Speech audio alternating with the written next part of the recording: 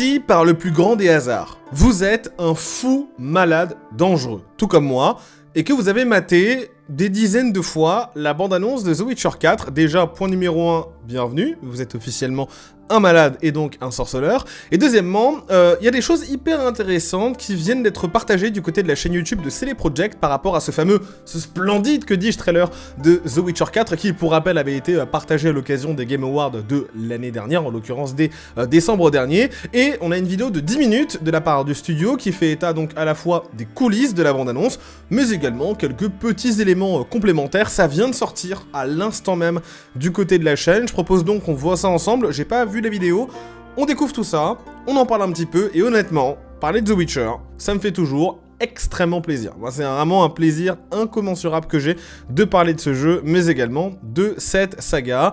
Le trailer, enfin, la vidéo de 10 minutes 24 est juste ici, The Witcher 4, bande-annonce cinématique dans les coulisses. C'est parti, on commence, voyons un peu ce que le studio a à nous dire sur le sujet. Et j'ai mis les We felt that this is the moment to tell the story with Ciri. She's been through a lot. She has a strong moral compass, I would say, and she can use these emotions to act.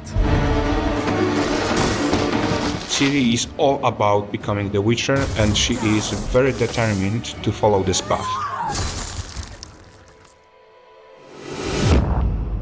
Behind the scene. At the very first meeting with CDPR, I saw how much you want to ground this story in the past, at the same time giving a start to a new saga.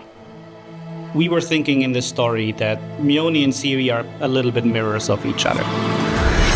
The traditions of Stromford essentially mean that Mione has to be sacrificed. That's her destiny, and she accepted that destiny.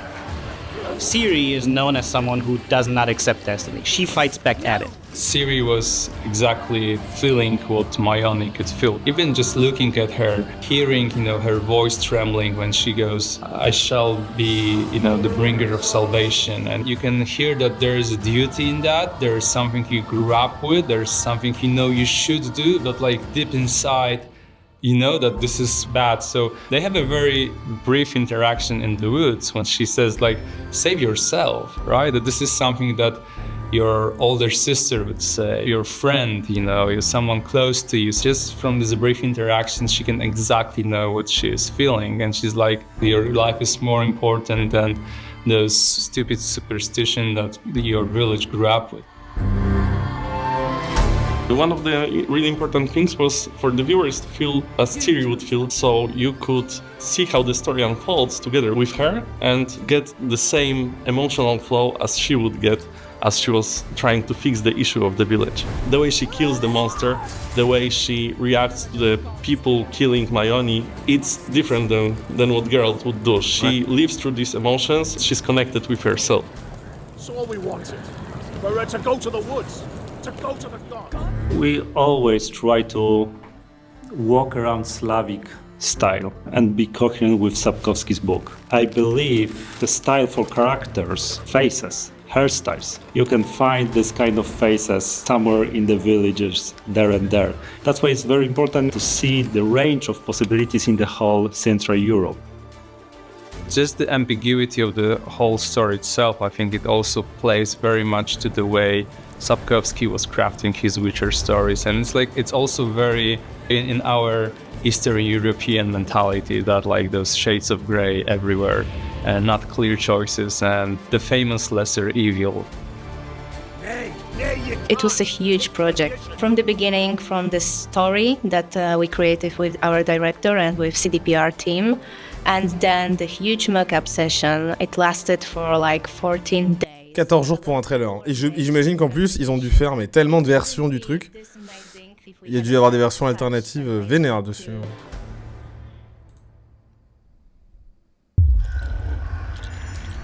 We want you as a viewer to get really into this world, to get close to these characters, to understand what they're going through, because this world is brutal, it's visceral, it's grounded, and we want you to feel it. The whole idea for the trailer was that we want to have natural looking camera, not artificial one, not CGI. That's why we decided to record all those virtual cameras on stage and then later use it.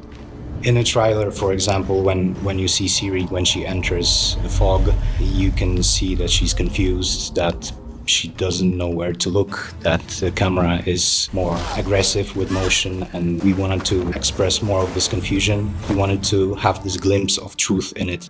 But also there are scenes when magic happens, and then we want to switch from those handheld cameras to more like creative one. The style completely changes, so we go with cranes now, we go with dollies. That was quite a lot of work to animate them properly and have this magical feeling to them. And they are no longer handheld, they are all created by the animators.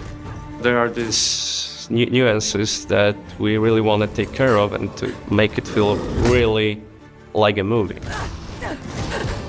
We organized 3 shooting days with rented movie gear. We had lenses that we picked before. C'est cool ça. And we gathered lots and lots of shots with different features on it, like distortions, lens flares, bloom, how the bokeh behaves. Based on that, we could really create digital representation of those lenses, gathering all those features so we can really have something unique, and I'm pretty glad about it because this was something I think pretty extraordinary in a gaming engine.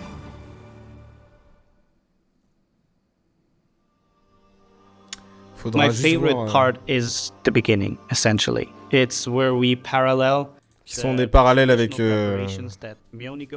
Ciri, ça c'est clair que c'était stylé. For the Mioni, we got a more pleasure to eye color palette and a bit warmer.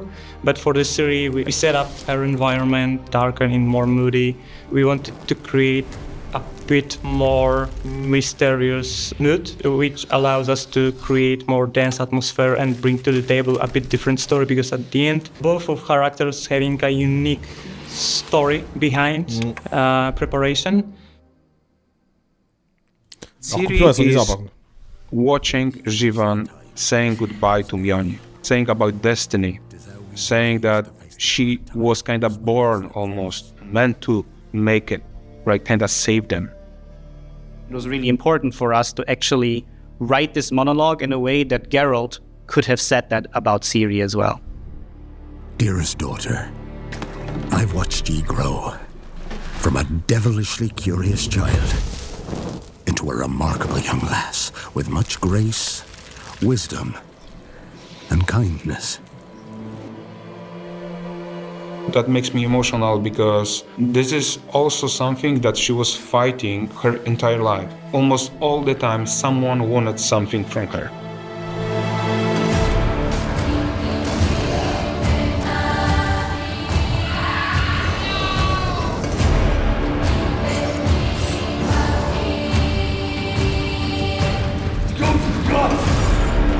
Created a physical representation of Balk's shoulders and his attacking arms, and having 4 operators, we kind of recreated the whole monster.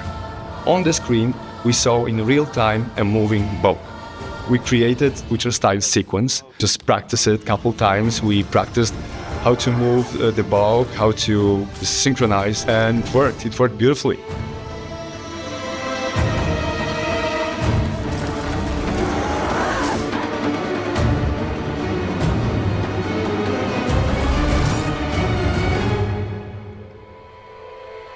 When it comes to cooperation, like from the animation perspective, we did start with animation guideline for the Balk. I've known Balk for a while, and I kind of found a way to divide him into 3 specific parts. So when it comes to the head, for us, it's kind of like a goblin head on a neck of a snake. The front arms are as similar to jaguar as possible, while the pincers are literally scorpion claws, and the tail and the back legs are literally dinosaur. And because of that, we're able to actually create this kind of animation Bible for the Balk. And then it kind of allowed us to really quickly build this common language to make sure that what we animate at CD Projekt is actually as close as possible to what you see in the trailer. Journey with Unreal Engine was wonderful. We were able to have much more tries and instant preview and much more iterations to get to the proper final result. She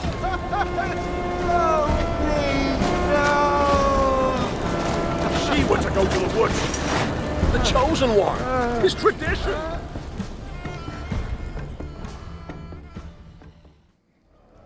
C'est cool. Well, the first thing that puts a smile on my face is the runtime, of course. I'm really glad we could. Et oui, en plus, c'est le truc qui est stylé, c'est que le premier trailer, il a duré 6 minutes, quoi.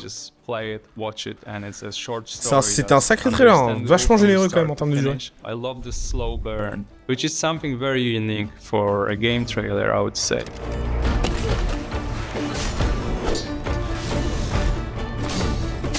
Every movie that we do, our goal is to have the best knowledge of the IP, to stay true to the IP, to understand the vision of the developers, also the purpose of the asset that we're creating. Knowing the Witcher universe inside out is a key to do something that feels equally original as well as true to its foundation. This trailer is an adaptation of a story that we actually want to tell in the game. We're not going to give you a black or white situation. We expect you to consider some situations, make some tough choices, and as an example, that situation that may happen after the trailer is over is such a tough choice. Gods? There are no gods here.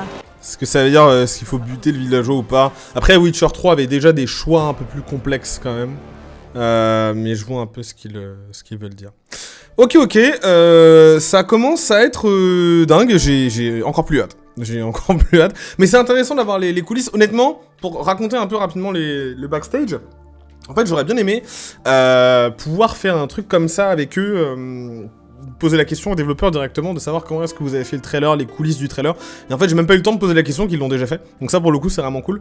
Parce que la bande-annonce est vraiment très stylée. Et je pense que si les gens ont... Bon, évidemment, il y a aussi l'aspect The Witcher. Donc c'est pour ça que les gens sont quand même vachement intéressés. Mais il y a quand même ce délire où tu te dis, le trailer est quand même vachement long, il est vachement fourni.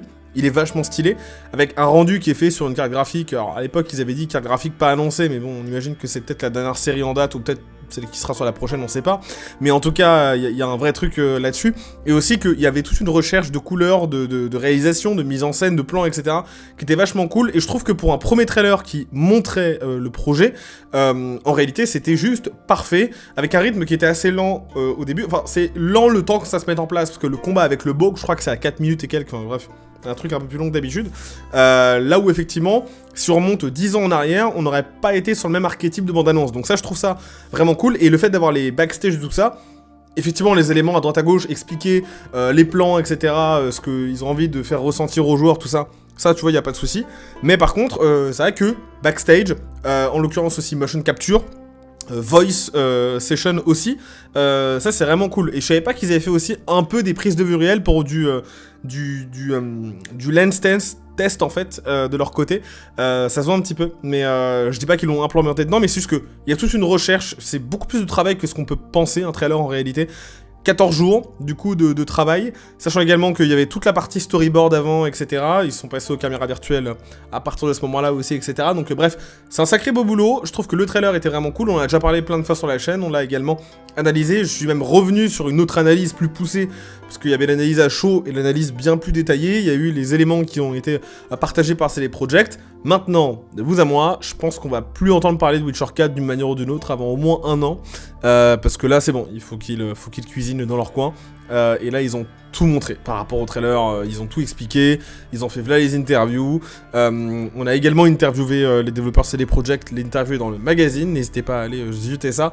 Et en plus de ça, ils ont fait le breakdown en fait ils ont fait un breakdown du trailer et ils ont fait le behind the scene. Donc en fait là maintenant, on n'aura plus de Witcher 4, je pense. Enfin, sauf si, grosse surprise, mais en tout cas, on verra tout ça par la suite. Évidemment, en commentaire, n'hésitez pas à me dire un peu ce que vous avez pensé du trailer, en termes de mise en scène, sur le plan purement cinématographique. Qu'est-ce que vous en aviez pensé? Et évidemment, quelles sont vos attentes par rapport à The Witcher 4 qui sortira, on sait pas quand. Mais on espère qu'il sortira au plus vite, mais on va les laisser quand même travailler un peu dans leur coin. C'était Momo pour JVM, Labi jouait bien, c'était cool de regarder cette petite vidéo avec vous. Labi jouait bien, et prenez soin de vous.